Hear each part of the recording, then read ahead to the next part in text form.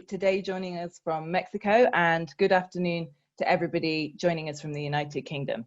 On behalf of my director, Teresa Delay, who is here with us today, I would like to welcome you to this webinar on a topic that I think we're all very familiar with and have been for many years now.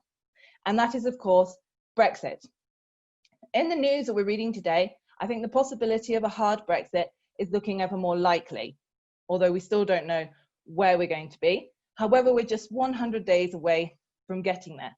And so we really want to help our members and their companies understand how a hard Brexit could affect their business by looking at how a hard Brexit could affect the trade and business relationship between Mexico and the United Kingdom. For this reason, we're extremely grateful to Leitens, DeForest, and VTC for preparing this presentation on just that. There will, of course, be questions. You are very welcome to introduce your questions via the chat, and they will be answered at the end of the session by our legal experts. So I don't want to take up any more of your time because I think we have a lot to cover over the following hour. I would just like to welcome Gina and Anna, who are going to moderate our session today. Thank you very much. Also from our side, we would like to welcome everybody to today's webinar, and we really hope we can give you some interesting insights on the consequences of a hard Brexit in terms of trade and business between Mexico and the UK. We would also like to introduce our speakers for today, starting with Jaime Lopez, who has been a partner at DeForest Puebla for more than 17 years, covering all matters from corporate law to civil and contractual matters, as well as administrative law. Holding an LLM from University of California, Davis in international law, he has been successfully involved in plenty of international trade and business negotiations of the firm. Paddy Kelly is a partner at Leitens LLP in London, where he established and leads the international practice dealing with commercial and corporate matters, including advising on international trade law, competition law, as well as international litigation and arbitration. Last but not least, Emilio Arteaga Vázquez, who joined Vázquez Tercero and Cepeda in 2013 and became junior partner last year. His practice focuses on trade and customs law, devoting a significant amount to trade remedy investigations, as well as regulatory and commercial law issues.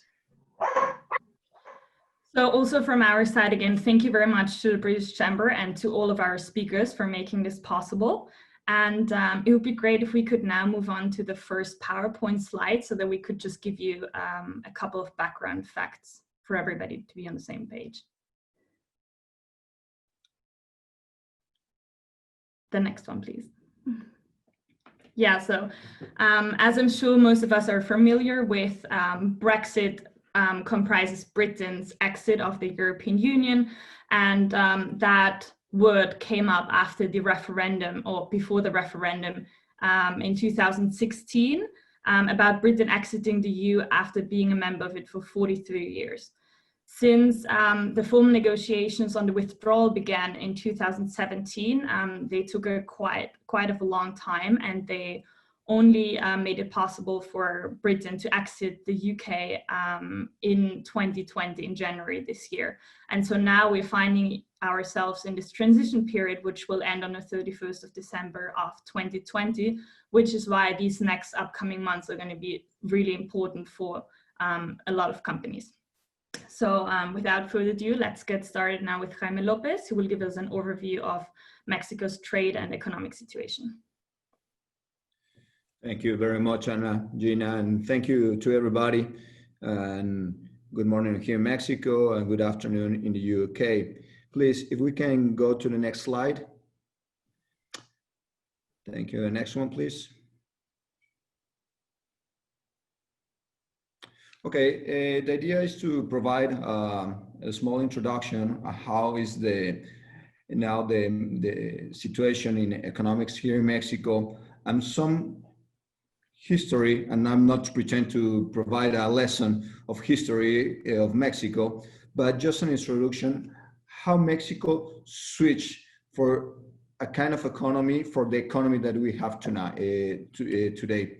Now, as you can see, the GDP in Mexico is 1,200 billion euros, and it's telling us that Mexico has the potential for being a big economy. In the past 20 years, Mexico have escalated in the economy, in the global economy, but as you know, as everybody is having struggles with the pandemic.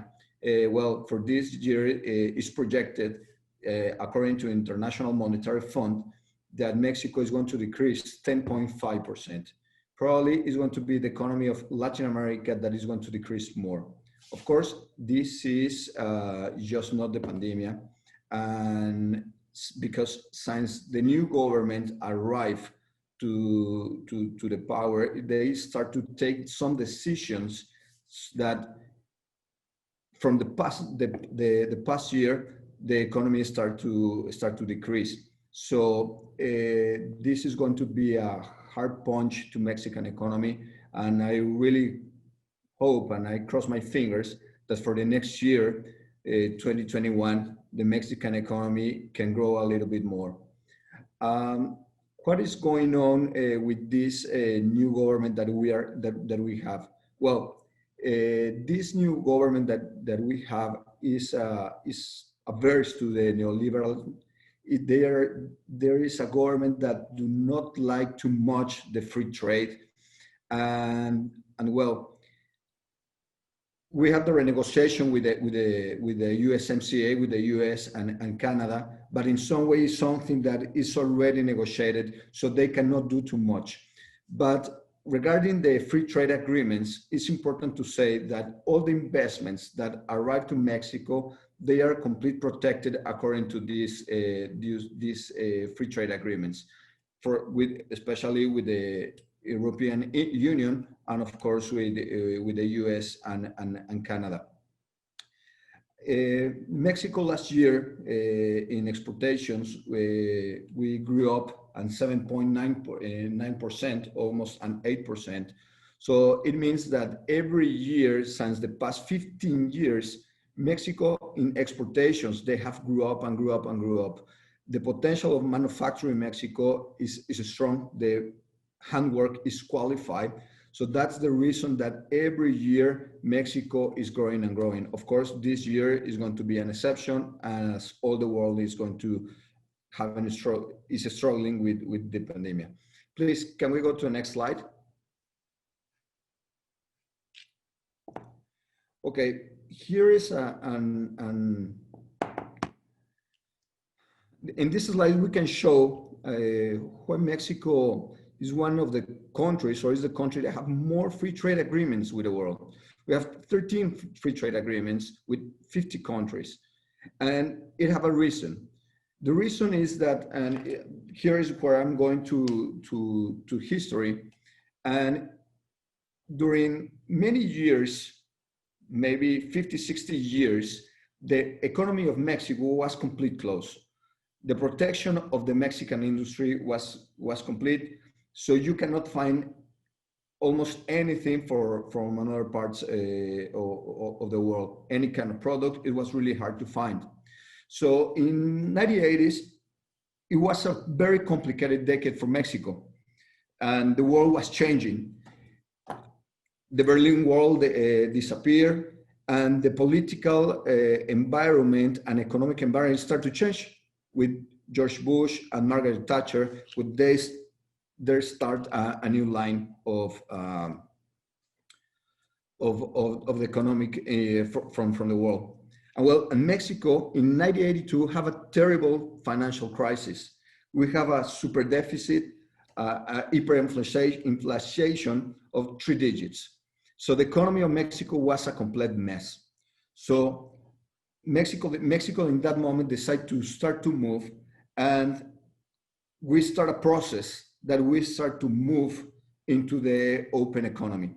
We start with the integration of the GATT. Then there was the second step was the Pact of Solidarity. The third one was the NAFTA, the North Agreement, Free Trade Agreement. And the fourth one was the free trade agreement with the Union, Europe, and Japan. So what happened in this period? Mexico opened complete the economy and start to be very competitive in many sectors. Okay, here in Mexico, we start to, or some sectors were affected because they were not prepared to start to compete on that way with the US especially. But in other sectors, Mexico start to be an important industry, and especially in manufacturing. I will say automotive industry and some electrodomestic industry, and in some farming industry.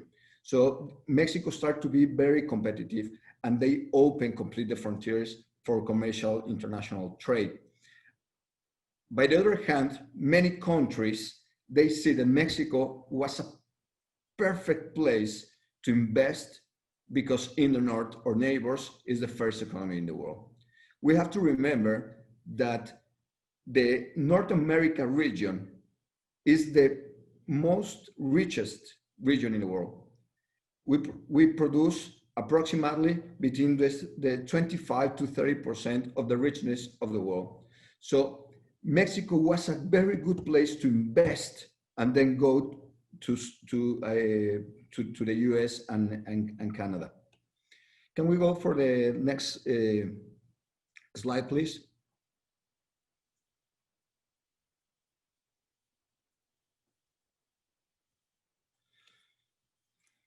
As we can see in this slide here, we can understand the importance of all these free trade agreements that Mexico signed. And in some ways, we were some jokes here in Mexico that we were saying if that any country of Africa or Asia arrives to Mexico, want to sign a free agreement with Mexico, we will do it. In that moment, we sign any kind of agreement, and that's the vision of the government in that moment. Of course, as everything, it has pros and cons.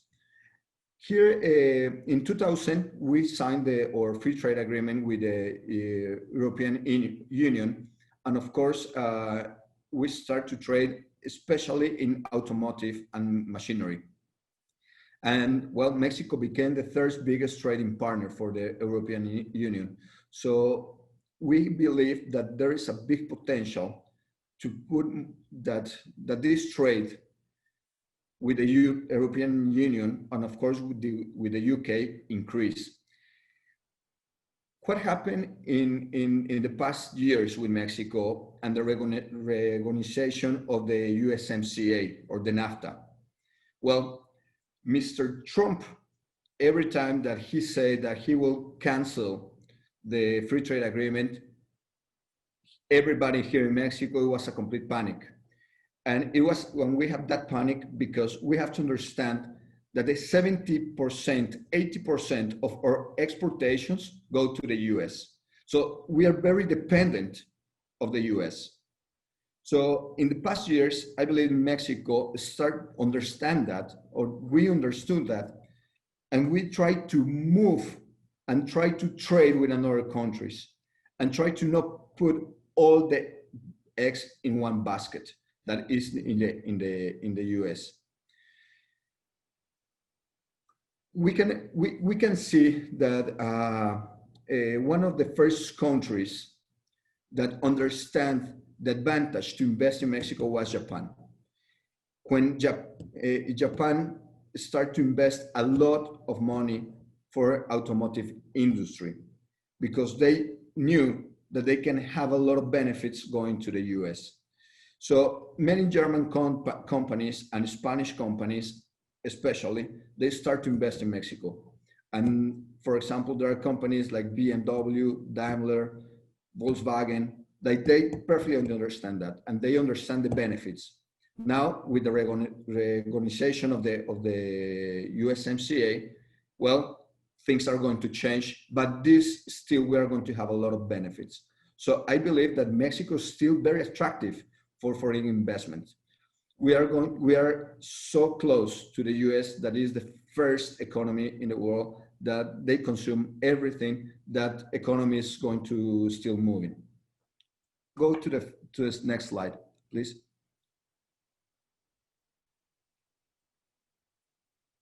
Okay, here some history of the Mexico-UK commercial relationships, and it's not just for the past maybe 20 years. It really started in 1884 when the UK and Mexico start these relationships, when Mexico and the UK renegotiate their debt. Of course, Mexico has a debt with the UK. And in that moment, we start to renegotiate the debt that we have. And well, in that moment, and in the beginnings of the 19th century, the UK had the 15% of the investments in Latin America in Mexico, and it represents the 3 and 4% of all their investments in the world. So the main investments in that moment from the UK, there was in oil, railroad, some real estate, and minery. In 1938, we have an expropriation. This expropriation of the oil, of course, make that these relationships between Mexico and UK, they get a little bit freeze, because the Mexican government take all the investments that the UK companies have, as the same as the US and some Dutch companies. So it really, until 1948, when the UK and Mexico reestablished a complete commercial relationship. So now we can see that until today, there's very important companies that are investing in Mexico, as HSBC, AstraZeneca, Intercontinental Groups, Hotel, and there's a lot of money invested by the UK. But we believe that the potential that the investments of the UK can invest in Mexico are bigger. The handworking of Mexico is very qualified, and there are many industries that Mexico can be really, really productive. And I believe that this is a very good open area for the UK, in which you can start to invest here in Mexico. I believe that with that, I covered my 8-10 minutes it was my time for this introduction. So if we can go on with Patty, thank you very much.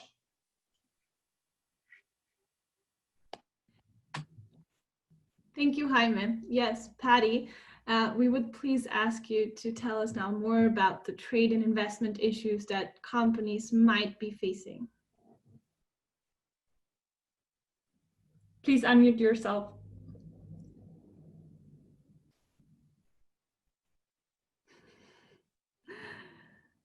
Oh, all right. No.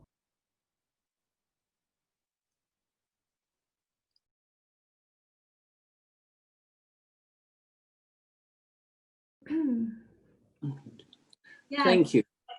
Okay, perfect. Thank you very much indeed. So the position between Mexico, the UK and Europe with a hard Brexit in mind. Could I have my first slide, please? Thank you. And the next one. So the background to this, and the important thing, is that the divorce between the UK and Europe has been done. If you were to put this in matrimonial terms, the parties have split up. They have gone their separate ways. They are still arguing as to whose fault it was that the marriage came to an end, and they are struggling to find their way in the world. So within this, and to put this back into the European context, I'm going to look firstly at the legal background to what Brexit means, and how that will then affect trade between the UK, Mexico, and Europe. Those issues that will then look to deal with investment between our two countries, and how those are protected through multilateral and bilateral investment treaties, And then probably finally, the most important thing for the audience today is what practical steps can people take to limit the threats and to take opportunities. So if I could have my next slide, please. So if we compare the position back in 2017 with the position when at the beginning of this year, the UK withdrew from the European Union, we had a position in 2017 with no tariffs. We now have a position where tariff barriers will exist between the UK and the rest of Europe. Previously, and probably the most important thing about this divorce of the UK from Europe is we no longer, after the beginning of January of next year, will we have free movement of goods, services, capital and people between Europe and the UK and vice versa. This has knock-on effects that the previous non-tariff barriers that existed because everything was done on the same rules, done to the same standards, financial services, banking, and so on, could freely move from one country to another. We had what was called passporting of our trade in financial services. So if you were approved as a financial services provider in one EU country, you could move to the next. That is now all gone or going at the end of this year, and new arrangements have to be put in place. So could I have the next slide, please? So here we have the simple map of the United Kingdom, funny little island on the northern side of Europe, having left the enormous trading bloc of millions of people in Europe, and we move on into a new world. So could I have my next slide? And in this new world, we have left the single market, the customs union. And what does that mean? That there will be potentially different tariffs and quotas between Mexico and the UK and Mexico and the European Union. This is something that later speakers in this talk will go on to deal with in more detail. Most importantly, we no longer have that free movement of goods and services. And probably for Mexican businesses looking to trade and invest into Europe, the UK, which may have been their jumping off point for the investment in the rest of Europe, will no longer be the key place. They may need to look to reorganize how they have invested and traded with the rest of Europe. And particularly if you have Mexican businesses in banking and financial services, pharmaceuticals, foodstuffs, aviation, aero engines, aviation equipment, that is going to be a problem that needs to be restructured and looked at.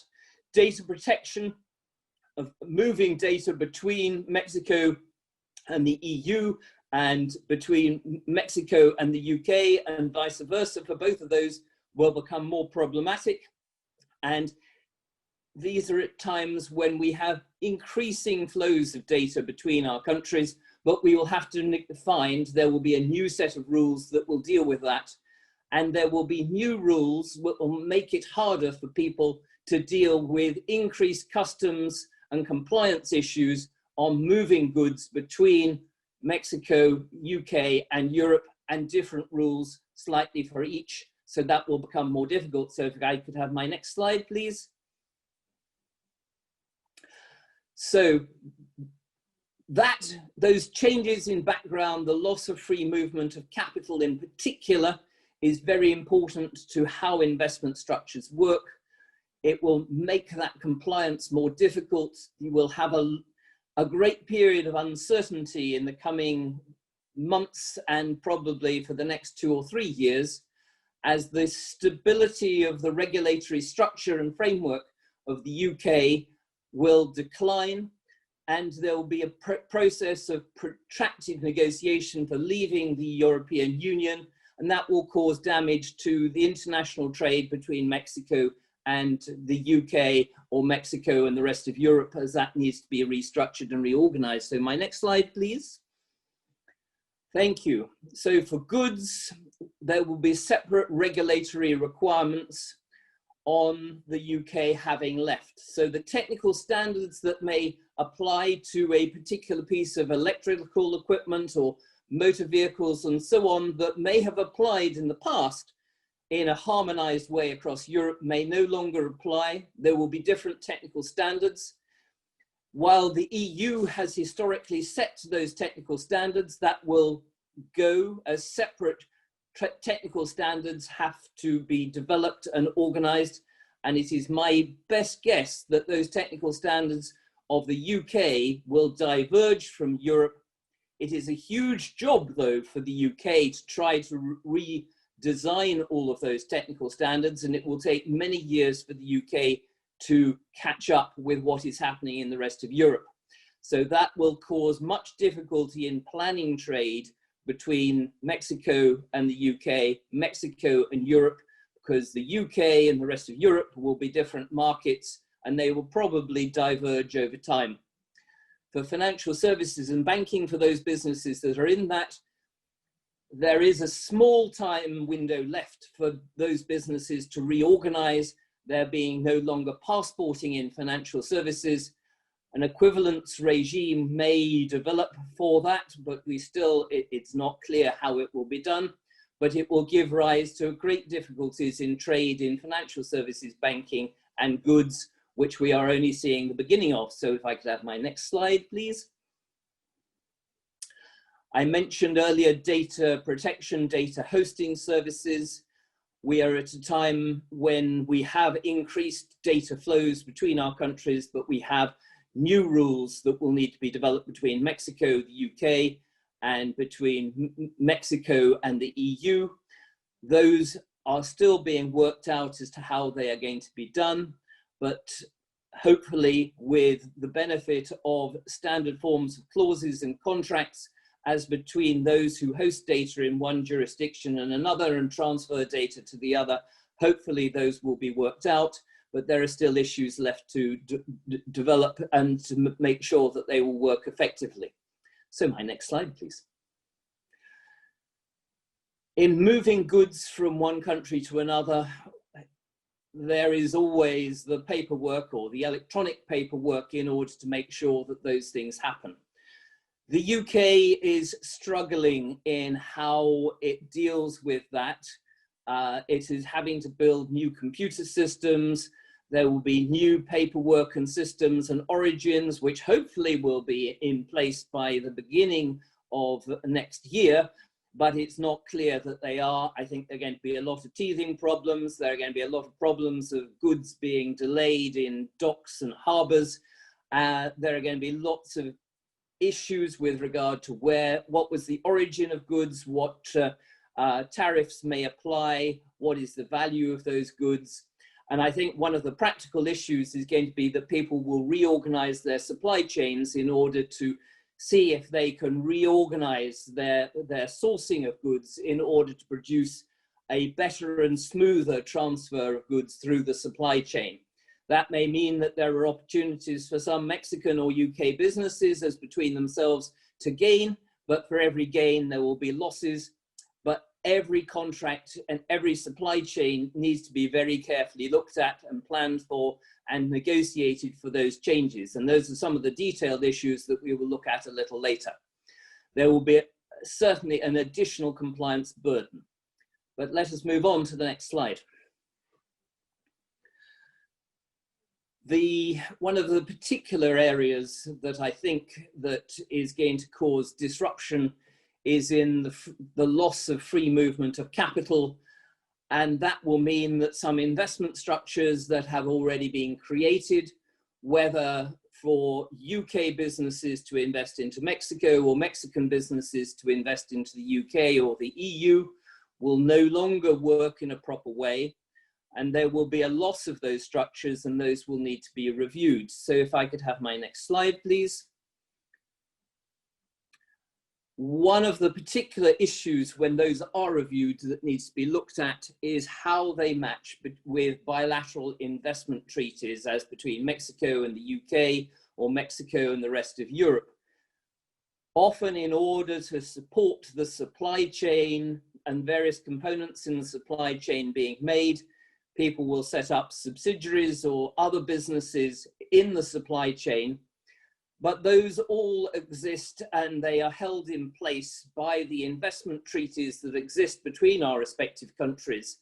And those investment treaties seek to minimize and reduce the political risks that, because a business originates from one country into another, it needs to be given most favored nation treatment, that judicial risk is minimized by there being no discrimination effectively in the way that trade arises under the investments that are made.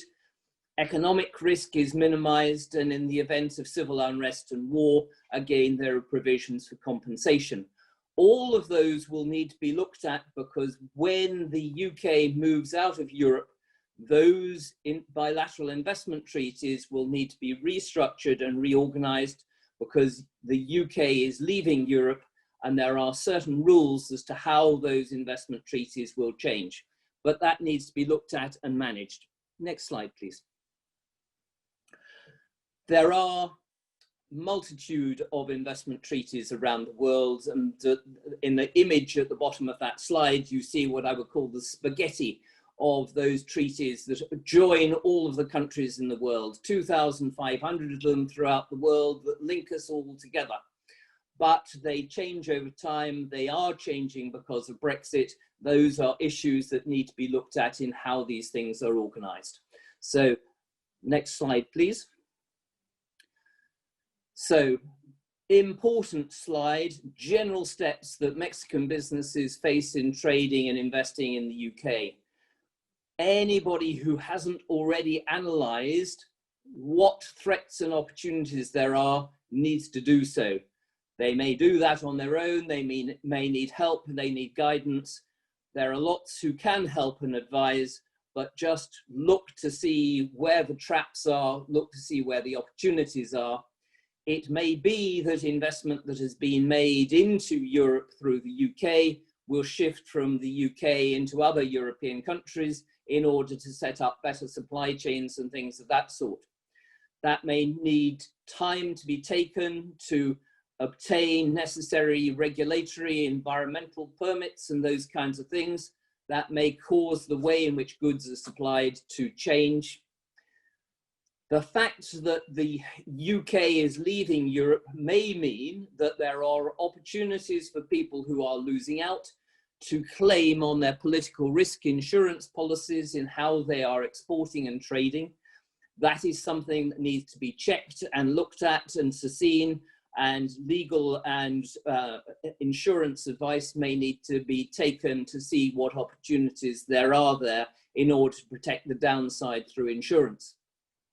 If any Mexican business is being given specific assurances, as certain assurances were given by the UK government, particularly in the automotive industry, those need to be checked to see whether on leaving the EU, the United Kingdom government will come good on those insurances. Look to see if any of those may give rise to a claim under any of the bilateral investment treaties.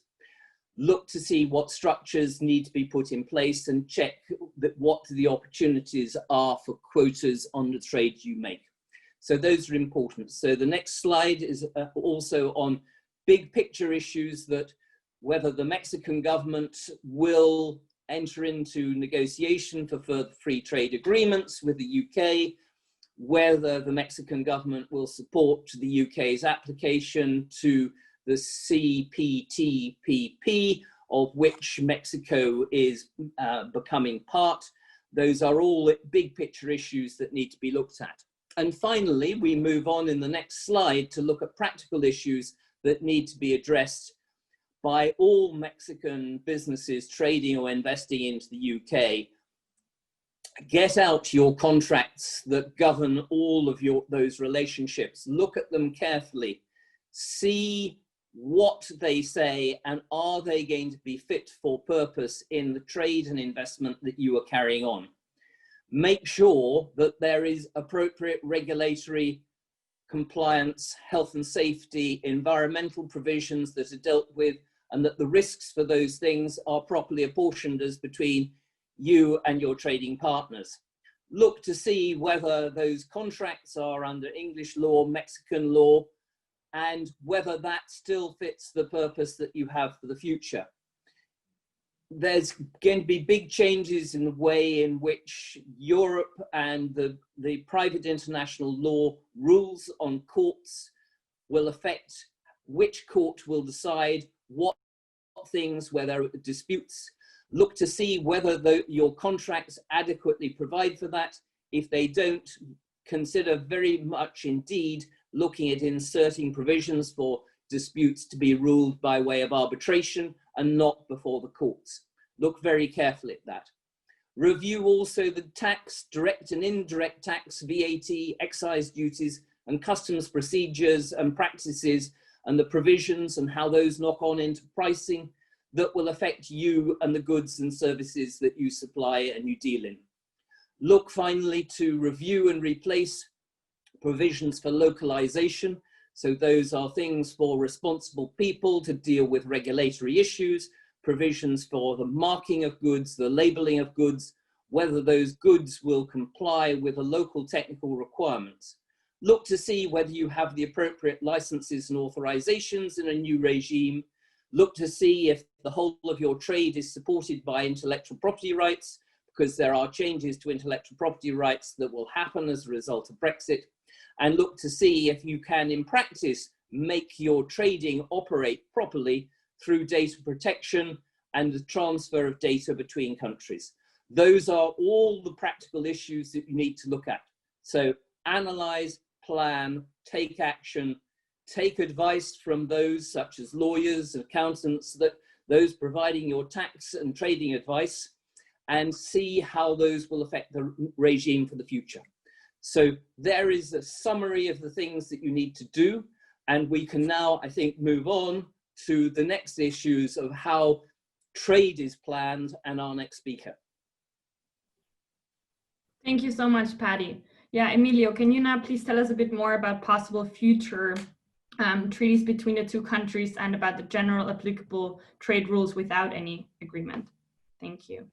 Thank you very much, Anna. Thank you to the speakers, that my predecessors, Patrick and Jaime, for giving this background. And I would like to answer your second question first, because I believe as the current situation stands, it will be the most likely scenario. So maybe can we go through the next slide? And the next one, please. And I would like to start with what has already been spoken about. UK and Mexico are governed by the following treaties. These are the rules that govern the trade and investment relation. And I would start, of course, first with the WTO, which started in 1994. EU and the Mexico Free Trade Agreement, which has liberalized a substantial amount of tariff lines. But there are several products, specifically agricultural products, that are yet to be liberalized in the new modern free trade agreement between European Union, which there is still a couple of years to go for that to happen. And finally, well, as Patrick mentioned, the UK-Mexico bilateral investment treaty in force since 2007. Now, what has happened since the inception of these treaties? Can we move forward, please, in the next slide? And I would like to emphasize how trade between the UK and Mexico has grown. Next slide, please. There we, oh yeah, the previous one, it wasn't in my okay, yes, perfect. So here we can see that trade between the UK and Mexico has grown since 1993 to 2019 over 400%. And we can see how the WTO, with its predictable rules, has shared and created a playing field that has created a platform for international trade between the UK and Mexico. But we go next to the European and Mexico Free Trade Agreement, and we see that this growth continues. It falls short during the financial crisis, but it recovers again. Now, it must be said as well that the UK is also a very important investor in Mexico, reaching, if I'm not mistaken, being the ninth investor in Mexico in the last 2 decades. So this might have contributed as well to the international trade in goods. But let's go to the next slide, please. Well, I think my computer is still updating, but Jaime mentioned some goods, and there is still more export potential. My screen has not updated the next slide. So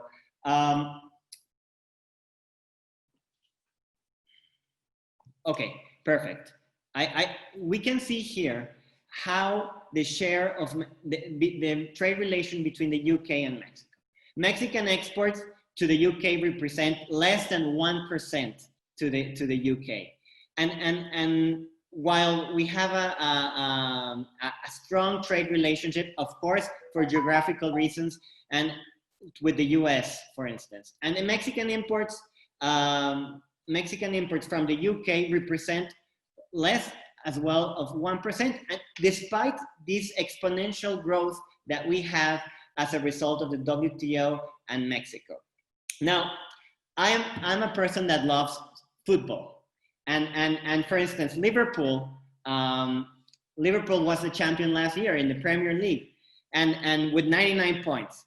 So I would like to make this kind of analogy in the sense that the 85 goals, for instance, that Liverpool scored would represent if we translate it to trade, well, it would only represent about 0.3 goals if it would translate to trade between Mexico, and it would represent 11 goals against the US. So it would be an impressive match, UK-US, as if it were a football match. And probably this is not going to change due to geographical reasons and the regional value chains that exist between Mexico and the US and the UK with Europe. Next slide, please. Now, as I mentioned, and I tried to answer the second question, Anna, the hard Brexit most likely scenario is the following. The UK goods are going to lose preferential treatment. That means that these 97% tariff headlines will no longer, these goods will no longer have a 0% tariff. This as well will have an impact in the global or regional value chains between UK goods that are used as inputs in Mexico, or Mexican inputs that are used in UK manufacturing. As Patty mentioned, manufacturers that are sourcing their UK inputs are going to have to reassess if they're complying or not with the rules of origin with UK inputs as of next January. And another issue that might kind of be forgotten is the preferential customs processing fee.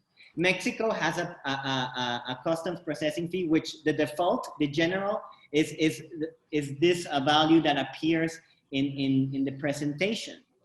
With European products have a DTA about 350 pesos, a fixed fee. So it doesn't change regarding the value or customs value of the goods. So if you are sourcing a lot of products from the UK and you're going to have to pay more DTA next January. And this might have an impact, of course, in the cash flows of companies, plus the regional content that has to be assessed. I'm not sure what's the other way around, but there in the UK, whether there is a fixed fee or an ad valorem fee. As a result of a hard Brexit, UK and Mexico trade relations are going to be governed purely by the WTO. And that means we have to MFN tariffs are going to apply, and they should be applied consistent with what is called the WTO schedules of each territory of each country. And here, well, the UK in 2018, you can access the schedule when you have the presentation in your computer. And here the UK submitted their tariffs in 2018, which my understanding is, in essence, it replicates the European Union's schedule. So it does not change in the bound tariffs, which is the maximum tariff that can be applied by the UK as a result of their independence of this European Union customs union. And I want to give an example of how this works. And for instance, for all the Mexicans that are here connected to this webinar, personally, I love whiskey, for instance. And Mexicans, the Mexico schedule has a 40% bound tariff for whiskeys. Does that mean that Mexico applies a 40% bound tariff to whiskey? No, it doesn't. In fact, it's 0% since 2012 or 2013. In that sense, if regardless Brexit, well, whiskey from the UK will not be subject to tariffs. Can Mexico increase tariffs? Yes, of course, because it's in its schedule, up to 40%. And this is how it works. And another consequence is that the UK can now impose its own anti-dumping or trade remedy measures, for instance, safeguards or countervailing duties. And a department has to be sufficiently robust to start doing those investigations, which are quite complicated. Finally, services are also governed in the WTO. There is another schedule of services, and this, differently from, for instance, USMCA or NAFTA, services in the WTO are called a positive schedule, which means that those services that are listed in a country's schedule are those that are being liberalized, with, of course, some caveats and some restrictions. I remember seeing some questions that some members of the audience mentioned, for instance, education, legal, accounting, maybe, and with Mexico's schedule, well, there are restrictions on this type of services. So we have to see whether, if today's law has been amended to be more friendly, more liberalized, that does not mean that it's protected to the same degree at the UK, because schedules were listed in a positive manner. No? Now, can we go to the next slide, please? Now, what would be the tariffs? I mentioned briefly a tariff on whiskey, but what would be the tariffs for UK products, let's say purely UK products coming to Mexico? Well, in our guide of international trade, which is available in our website of BTC website, we can see some average tariffs that apply for certain products. And as we can see, I mean, in a big picture, agricultural products have a higher tariff, and non-agricultural products have a lower tariff. So if you are manufacturing, or you're importing manufacturing inputs, electronic inputs, optical inputs, and so on, you're probably going to face tariffs, in average, perhaps, of 4.6%. But if you are a manufacturer of, let's say, cars, computers, cell phones, well, there are programs, trade instrument programs, through which you could import at a 0% rate. And I'm talking about or defer duties, such as IMEX, such as PROSEC, such as Rule 8. Everything about that is explained as well in our guide. I'm not going to get into that. So, in essence, and Mexico has 0% duties for some products. Next slide, please. Now, what would be the consequences of Mexican products to the UK? And these are the top 10 or top 9 products exported from Mexico to the UK. And as we can see, Europe in general, including the UK, has low tariffs. And this is the perfect example. So if you're exporting gold, you're exporting telephone sets or optical instruments, equipment, well, most of these products are going to enter to the UK without tariffs. And you can check your tariffs in UK tariffs in this website, which is also included in the presentation. But for instance, we see that, for instance, motor vehicles or parts are going to be subject to a 2 or 4% tariffs. So those type of products will be subject to tariffs, and might affect the supply chain of UK manufacturers in the short or medium term. And for instance, a clear example of another product that may be affected are vehicles or cars, which are subject to a 10% tariff. Next slide, please. Now, I would like, is it possible a free trade agreement in line with your first question, Anna?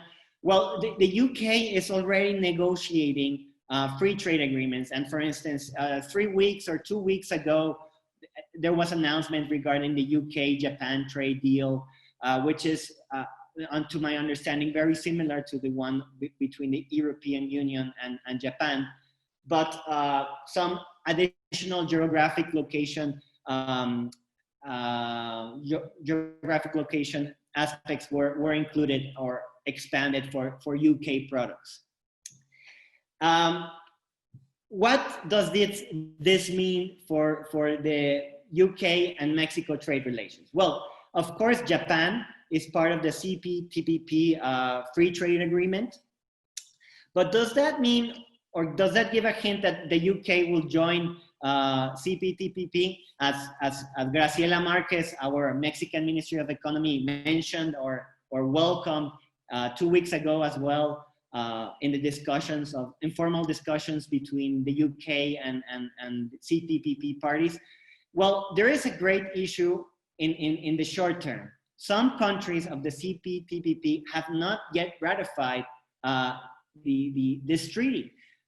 Chile, Peru, Brunei, and I believe I'm missing another one. So one of the statements that were made by I believe the Australian Prime Minister was, first we have to have the original CPTPP parties in the treaty on board. How can we discuss another party who is interested without having our original members? And it's quite logical in a sense. Also, there is an issue, perhaps Patrick can expand later on, or maybe this could be a matter of another discussion, in the sense that agricultural products are liberalized, and maybe this is a sensitive sector for the UK agricultural industry. And these sort of issues might be obstacles for a trade agreement between UK and Mexico and the other CPTPP parties to have this trade liberalized. And Korea has expressed, for instance, its interest and has not even reached negotiations between the CPTPP parties, because probably there is a lot of resistance between some sectors of different countries. Mexican steel industry is not very happy with the Korean steel industry in the sense to allow free trade in steel products. And with that, I would like to conclude my presentation and just briefly mention that I believe that probably the most important aspects of UK and Mexico trade relation has to be with services. And this, well, in the short, medium term, this is not going to be affected because Mexico is not planning to change in a substantial degree its foreign investment law and so forth. So in that sense, I believe that is quite predictable. Thank you so much, Emilio, Patty, and Jaime. We saw that there's a couple of questions coming from the audience. Anyhow, just a short question from our side, Jaime and Emilio. You mentioned that there's many FTAs that Mexico signed, and we would like to know what is your feeling about that there's going to be a FTA between Mexico and the UK? Do you think it's going to be soon? Is there good chances or not so much because of the current situation with the government in Mexico? Maybe you can just shortly comment on that. Yes, sure. I mean, UK, since it left Brexit, expressed interest with Mexico about free trade agreements.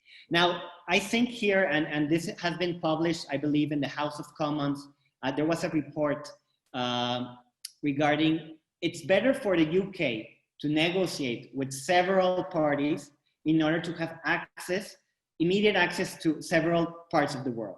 And logic of it's easier to have an agreement, negotiate and have one agreement with Japan, Mexico, Chile, Peru, Australia, New Zealand, which are in reality, if we look at trade between in services and goods between the UK and and Australia, Canada, and so on, there's a stronger trade relation or interest of the UK with these countries than with Mexico.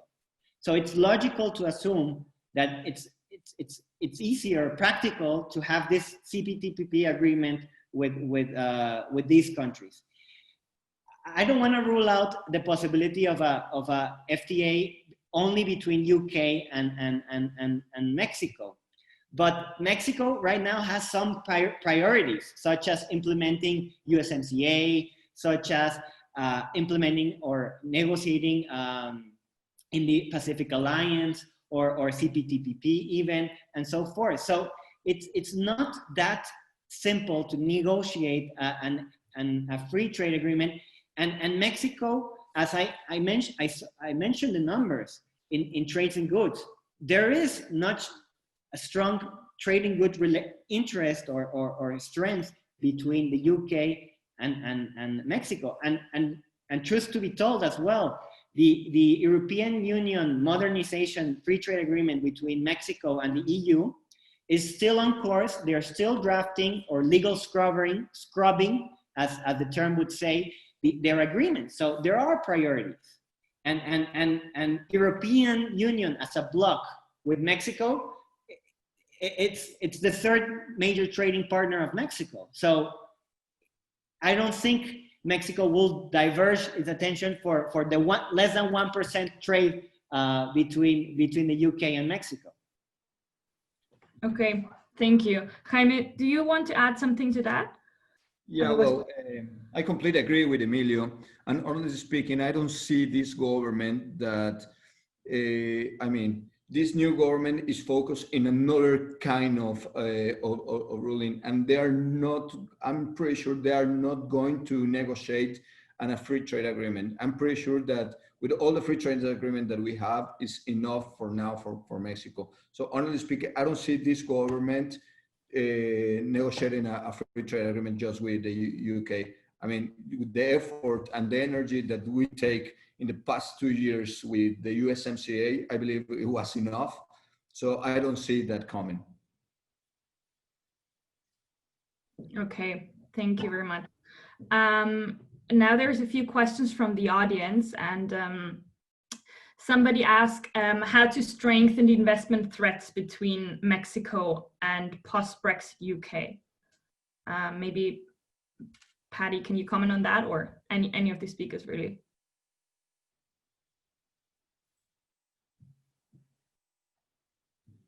Patty, you're on mute. Please unmute. Okay. So can you hear me? Yes, Good. we can. I think you have to look at each of the investments that you have made on a country by country basis, and to see whether the type of investment you make, whether it is either by acquiring shares in a company, it is making long-term loans that are secured, it is providing unsecured bond financing, it is buying land and buildings. However you are making your investments, you have to look to see how those investments will fit into the Mexico-UK bilateral investment treaty, or how, if, let us say, you have a Mexican business that invested in the UK, set that up as its center of activity, and then sub-invested into a whole new chain of subsidiaries in multiple other European Union countries. That kind of worked quite well, but there was a change a couple of years ago in the European Union whereby it sought to bring to a close those bilateral investment treaties that existed between members of the European Union countries. And they said that these were issues for the European Union to deal with. Now, the protection that it might have been that there would be for a Mexican company to invest in the UK and then to sub-invest into, say, Bulgaria, might have been protected by those internal treaties. However, those may now have gone and disappeared. And it may be that if you're a Mexican business and you want to make sure that your business where you have sub-invested into Bulgaria from Mexico is actually protected by a separate treaty between Bulgaria and Mexico, and you are no longer relying on the sub-treaty between the UK and Bulgaria that may have gone in part of that tidy up. Or similarly, if you invested into, say, France and then sub-invested into Bulgaria, those may not necessarily work any longer. So you need to compare exactly what you are doing with each of the treaties to see that you have the right protection. And it may mean that you have to reinvest using an alternative treaty to get the protection that you want for the type of investment you've made. All right, thank you. Well, right to stay on that, someone asked in the audience if Ireland would be an ideal country to be the commercial connection between Mexico and the EU. Would you say that that might be applicable? I think it depends very much on what it is that you're seeking to do. Are you seeking it purely as a trading country? Are you seeking to have bilateral investment treaties with Ireland? One of the issues about Ireland is it doesn't have many bilateral investment treaties with other countries of the rest of the world. As a staging post between Ireland and the rest of the EU, it's probably as good a place as the UK was purely in trade terms. But I don't think it necessarily stands out. I think it depends where your strong flow of trade is going to be. And are you dealing with something like agricultural products, which Ireland produces a great deal of agricultural products, or is it that you may be in high value machine goods or electronic goods where you're actually supplying those into Germany from Mexico, in which case Germany would be a much better place than Ireland for that. So you have to look to see what it is that you're actually doing, what your aims and objectives are, and to maximize them for the right place. Great, thank you.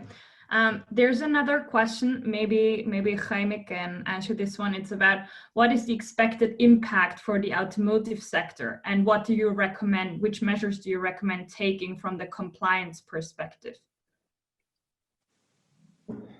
Well, we have to understand that in this moment the automotive sector is in a very complicated position.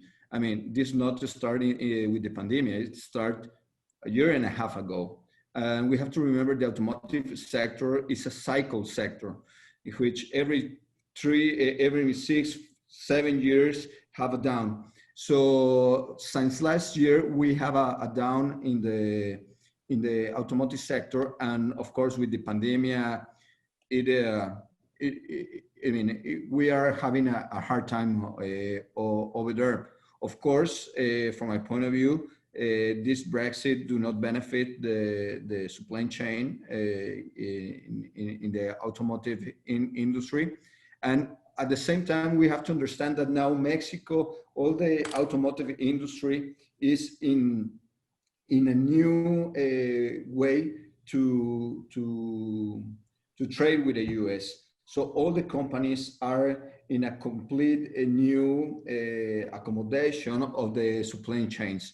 So, I mean, we are in a very interesting moment because many rules change in automotive sector.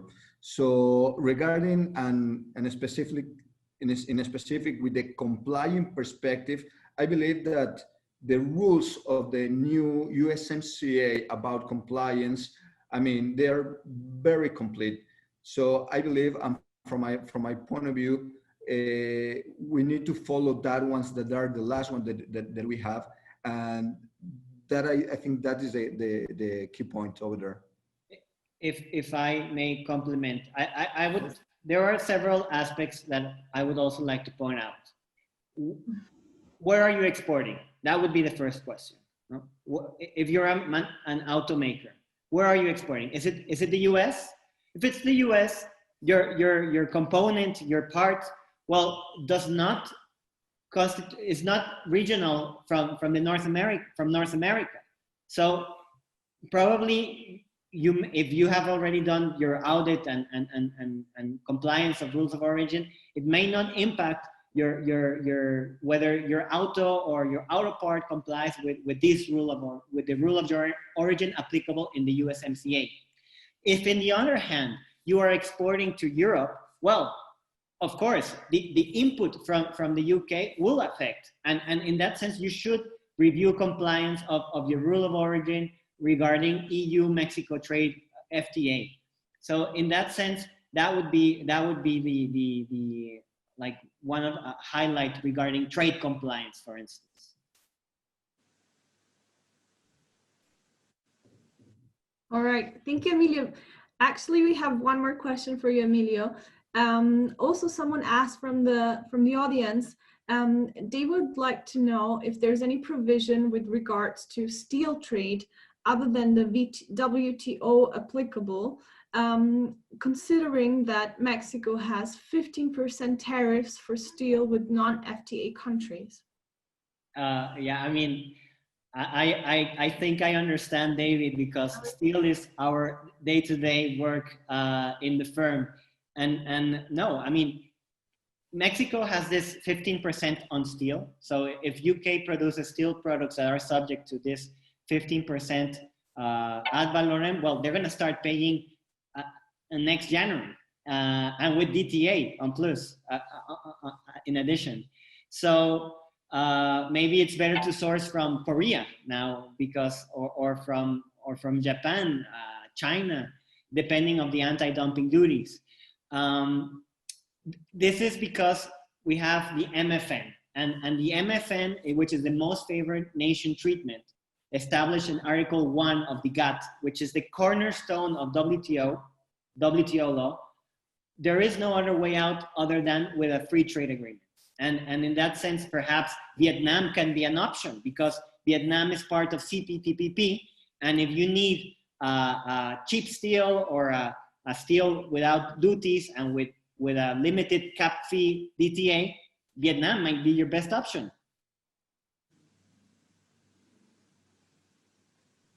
Great, thank you.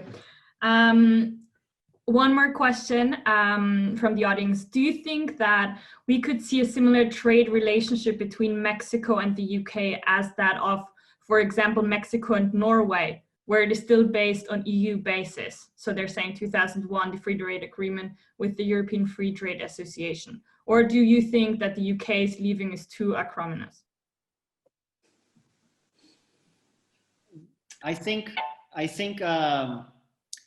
anyone, of course, it's an open question, right? I mean, please all comment on it. Norway, I believe, is not part of the. This is maybe geography, and I apologize on beforehand if I'm mistaken, but I think Norway is with a free trade agreement with Switzerland, Liechtenstein, and I believe another country. So correct. Thanks, Patrick. And UK is not part of that free trade agreement, and I don't think UK might have the possibility of entering into these negotiations. Maybe Patrick, you can expand more about the reasons why it's unlikely. That was my question. Maybe I should make it a little bit clearer. I don't think I explained very well. I mean, I was just using the example of Mexico and Norway. So Mexico signed an agreement in 2001 with the European Free Trade Association, which includes countries like Norway, which is not EU member states, but they are involved in the trade organization. So I was wondering if, not necessarily the same agreement that was signed in 2001, but if there could be a similar agreement with the UK, still based on the EU, between Mexico, or do you think that because the UK left on, as Patrick described it, like a divorce, they left on pretty bad terms, that we couldn't see something similar? Okay, I catch completely your question, and I believe this kind of is pretty interesting, because before Trump, Mexico announced in 2015 the renegotiations of the European Union and Mexico Free Trade Agreement, which has apparently just concluded, and they're writing the legal text right now. At that same time, this Free Trade Association also manifested their interest of modernizing as well their free trade agreement with Mexico. And I believe Mexico started to renegotiate this or modernize this free trade agreement. Funny thing happens afterward. Trump gets into power. Mexico has to focus its attention on the US free trade agreement, USMCA nowadays. And this renegotiation or modernization of the European Free Trade Association was in a complete halt and has not been triggered again in this modernization. So is it possible? As I said earlier, Mexico has priorities, and I'm not that sure whether Mexico is going to focus right now in its attention in modernizing this free trade agreement. And if it does, I think it's going to be also interesting to see how Norway, Switzerland, Liechtenstein also react, whether accepting the UK in this free trade association.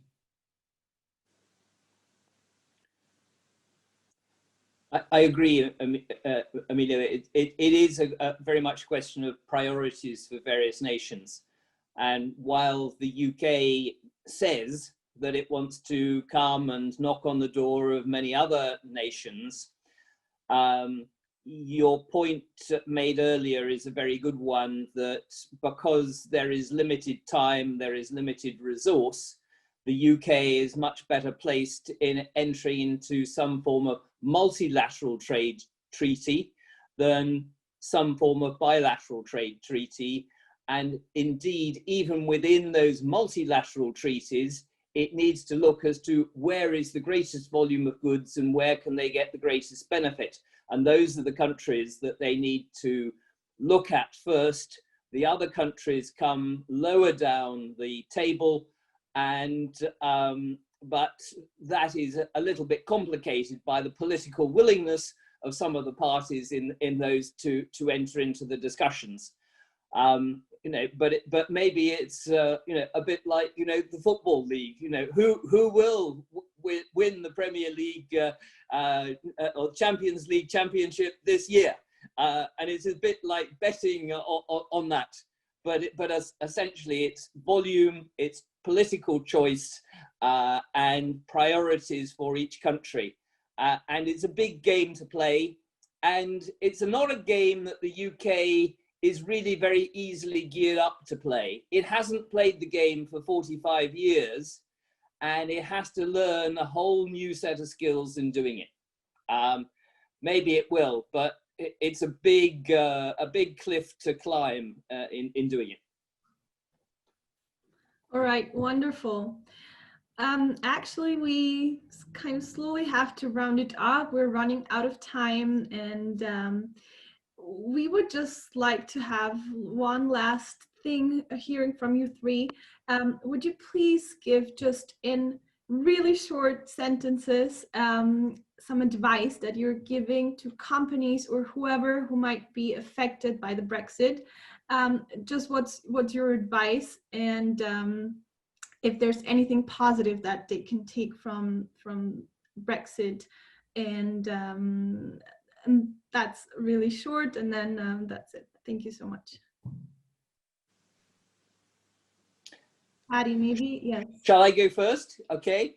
Please. What I would say is, whoever you are, whatever cross-border trade and investment you have, analyze before you go any further as to how that cross-border trade or investment is likely to be impacted by Brexit.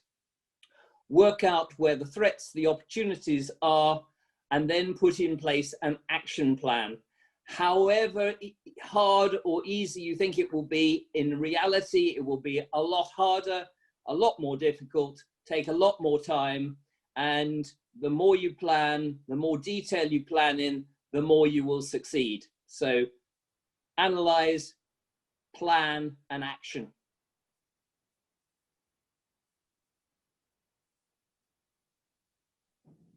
Okay, I completely agree with Patty. I completely agree with Patty. And at the same time, I mean, things change so quickly that you are going to need always an advice of a professional regarding tax, foreign trade, lawyers. So the advice is always be hand with a professional in all aspects. If not, you are going to have a really bad experiences, and you are going to have a bad time. And following up Jaime, I would say I will take a practical approach and call any of my colleagues at Exposed or me for any advice. So to help reduce the impact of Brexit, if your supply chain is really based on an advanced input for your vehicle, for an electronic component, call us and we can help. Thank you so much. Thank you very much to all three of you. It's been really lovely. We enjoyed so much being with you, and of course with everyone who joined from the audience. Of course, if you have any further questions, please write emails. We have here all the contact details of the three panelists, and we would really love to hear from you. And you will get the presentations. There's already a few people ask. Sorry, go ahead, Laura. No, thank you very much. I just wanted to say thank you so much to Jaime, Patty, Emilio, and of course, you two, Gina and Anna, for preparing such a detailed presentation for today that really looks at a possibility that might be happening and that is coming closer for us. I think we've had a lot of analogies to football and the Premier League. And as someone who was born and raised in the city of Leicester, we know that we can't always predict how things are going to turn out in the end. So I think it might be quite a good idea to kind of repeat this webinar or revisit this topic in November when we have a bit more information, and hopefully there might be continuation agreements or other new agreements established, or at least we just know a bit better where we are and where we're heading. However, I think it's important for all companies to start planning now and take heed of the advice that was given today so that you can anticipate every scenario for the 1st of January 2021. Thank you so much to everybody who's joined us today and who has connected. If you haven't attended any of our webinars before, I would invite you to please write to the email address given here, eventos@brichamexico.com. And I'd also just like to very quickly mention that on the 10th and 11th of November, we will be hosting our largest annual event, which is Energy Day. This will be a 2-day event for the first time because we will have a lot more international speakers, and we're hoping for a much more international audience. So we're going to split it across 2 Mexican mornings to allow people, our friends in the UK, to join us. So once again, thank you so much, and I really do hope that we can repeat this a little bit closer to to the deadline, when hopefully we have a bit more news. But thank you once again to everybody, and I hope everybody has a great day. Thank you for joining us.